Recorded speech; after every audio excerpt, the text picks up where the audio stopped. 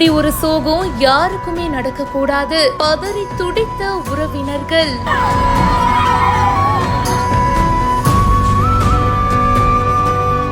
ஓடையில குளிக்க போன 2 சிறுவர்கள் நீரில் மூழ்கி பலி.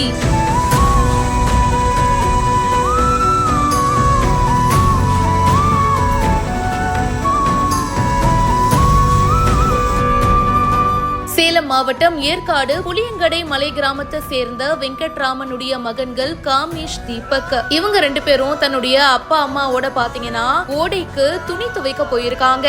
அவங்க அப்பா அம்மா துணி துவைச்சிட்டு இருக்கும் போது இவங்க 2 பேரும் பக்கத்துல குளிச்சிட்டு இருந்திருக்காங்க.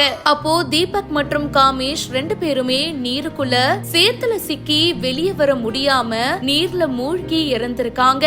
இதுல சிறுவர்கள் 2 பேரும் நீர்ல மூழ்கி இறந்த நிலையில இருந்திருக்காங்க. அவங்களோட உடலை தண்ணிக்குள்ள இருந்து அவங்களோட அப்பா வீட்டுக்கு எடுத்துட்டு போயிருக்காரு. போலீசார் வந்து இப்ப உடல்களை பிரேத பரிசோதனைக்காக அரசு மருத்துவமனைக்கு அனுப்பி வச்சிருக்காங்க. இத பத்தி இப்போ வழக்கு பதிவு செஞ்சு விசாரணையும் பண்ணிட்டு இருக்காங்க. ஒரே நேரத்துல அண்ணன் தம்பி 2 பேருமே நீருக்குள்ள மூழ்கி இறந்த சம்பவம் அந்த கிராமத்தையே சோகத்துல ஆழ்த்தி இருக்கு.